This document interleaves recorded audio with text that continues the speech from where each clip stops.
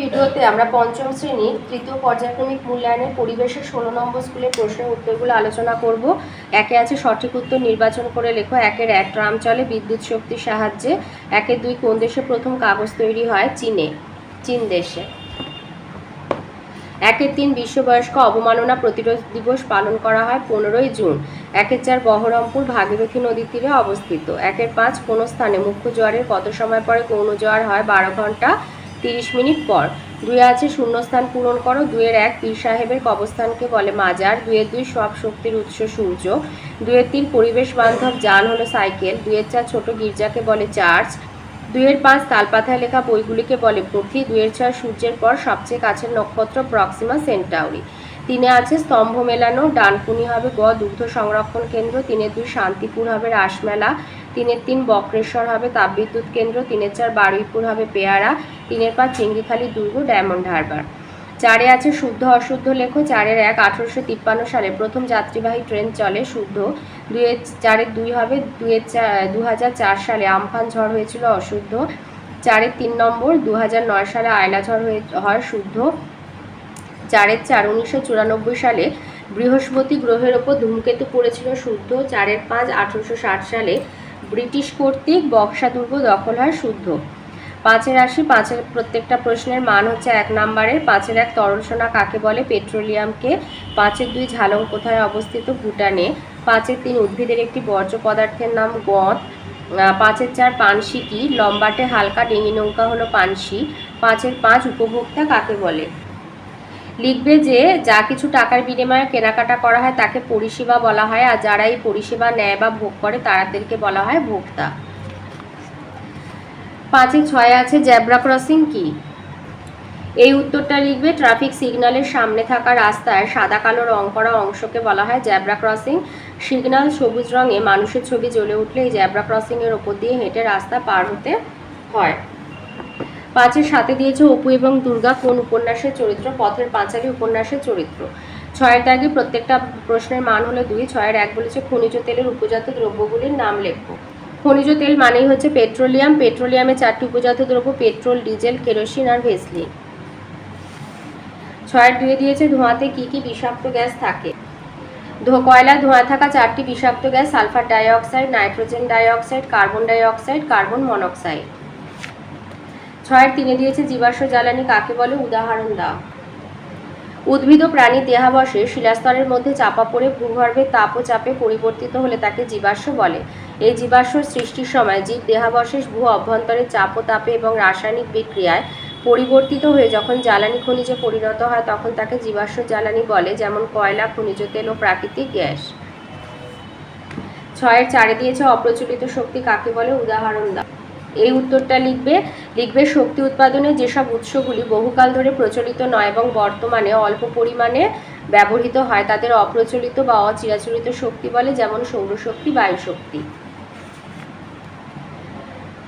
6-এর 5 দিয়েছে হরপাবান কাকে বলে? হরপাবান কাকে বলে আর হরপাবান কি এক? এই উত্তরটা লিখবে যে পার্বত্য অঞ্চলের নদীগুলি নুড়ি পাথর জমে অগভীর হয়ে গেছে, ফলে হঠাৎ প্রচুর বৃষ্টি হলে নদী অত জল বয়ে নিয়ে যেতে পারে না। তখন নদীর দুকুল ছাপিয়ে বিশাল জলপ্রবাহ সবকিছু ধুয়ে নিয়ে নিচের দিকে নামতে থাকে, একে হরপাবান বলে। 6-এর 6 কোন কোন তিথিতে চন্দ্রগ্রহণ ও সূর্যগ্রহণ হয়? পূর্ণিমা এবং অমাবস্যা তিথিতে। 6-এর 7 নদীমাতৃক সভ্যতা কাকে বলে? উদাহরণ দাও। এই উত্তরটা লিখবে যে নদীকে কেন্দ্র করে যে সভ্যতা গড়ে ওঠে তাকে নদীমাতৃক সভ্যতা বলা হয়। তাকে পৃথিবীর প্রাচীন সভ্যতাগুলো নদীর তীরেই গড়ে উঠেছিল, যেমন সিন্ধু নদীর তীরে প্রাচীন হরপ্পা সভ্যতা, টাইগ্রিস ইউফ্রেটিস নদীর তীরে মেসোপটেমিয়া সভ্যতা আর নীল নদের তীরে মিশরীয় সভ্যতা সৃষ্টি হয়েছিল। 6-এর 8 দিয়েছে ভরা কোটাল এবং মরা কোটাল কাকে বলে? এই দুটো উত্তর লিখবে। ভরা কোটাল হচ্ছে অমাবস্যা ও পূর্ণিমা তিথিতে পৃথিবী, চাঁদ ও সূর্য এক সরলরেখায় অবস্থানের ফলে যে প্রবল জোয়ার সৃষ্টি হয় তাকে ভরা কোটাল বা তেজ কোটাল বলে। আর মরা কোটাল লিখবে যে কৃষ্ণ আর শুক্লপক্ষের অষ্টমী তিথিতে পৃথিবীর সঙ্গে চাঁদ ও সূর্যের সমকোণে অবস্থানের ফলে যে কম প্রাবল্যে জোয়ার সৃষ্টি হয় তাকে মরা কোটাল বলে। 6-এর 9 দিয়েছে তরাই অঞ্চলে 2টি জেলার নাম লেখো এবং এই অঞ্চলের জমির বৈশিষ্ট্য লেখো। আচ্ছা, প্রথমে আছে তরাই অঞ্চলে 2টি জেলার নাম লেখো। তরাই অঞ্চলে 2টি জেলা হচ্ছে দার্জিলিং, কালিম্পং। এছাড়া জলপাইগুড়ি, আলিপুরদুয়ার, কোচবিহারও রয়েছে, তো যে কোনো একটা দিয়ে দেবে। আর এখানকার মাটির বৈশিষ্ট্য হচ্ছে মাটিতে বালি, নুড়ি, পাথর বেশি থাকে, মাটিটা হয় স্যাঁতস্যাঁতে। বা তাহলে লিখবে যে এখানকার মাটির বৈশিষ্ট্য যে এখানকার মাটিতে বালি, নুড়ি, পাথর বেশি এবং মাটি স্যাঁতস্যাঁতে প্রকৃতির হয়।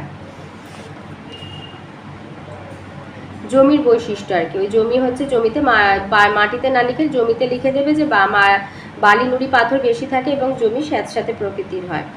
7-এর দাগে আসে, 7-এর 1-এ দিয়েছে চিত্রসহ চন্দ্রগ্রহণ বর্ণনা করো। চন্দ্রগ্রহণ কাকে বলে লিখবে, এটা লিখবে যে কোনো কোনো পূর্ণিমার রাতে পৃথিবী যখন সূর্য এবং চাঁদের মাঝখানে এক সরলরেখায় চলে আসে তখন পৃথিবীর ছায়া চাঁদের ওপর পড়ে, ফলে চাঁদকে দেখা যায় না, এই ঘটনাকে চন্দ্রগ্রহণ বলা হয়। তার সাথে এই ছবিটা আঁকবে, এই ছবিটা আঁকবে, যা যা আছে সেভাবে লিখে পাশে এরকম লিখে দেবে বা নিচে যে পৃথিবীর ছায়া চাঁদের ওপর পড়ায় ক ও খ স্থান থেকে চাঁদ দেখা যাবে না, ওই স্থানে চন্দ্রগ্রহণ হবে। 7-এর 2 দিয়েছে অ্যাসিড বৃষ্টি কাকে বলে, এটি কি কি ক্ষতি করে। অ্যাসিড বৃষ্টি কাকে বলে এইটা লিখবে যে বৃষ্টির জল বায়ুতে অবস্থিত বিভিন্ন বিষাক্ত গ্যাসের সঙ্গে মিশে অ্যাসিড সৃষ্টি করে ভূপৃষ্ঠে ঝরে পড়ে, একে অ্যাসিড বৃষ্টি বলে। আর অ্যাসিড বৃষ্টির কী কী ক্ষতি করে এই প্রভাবটা লিখে দেবে।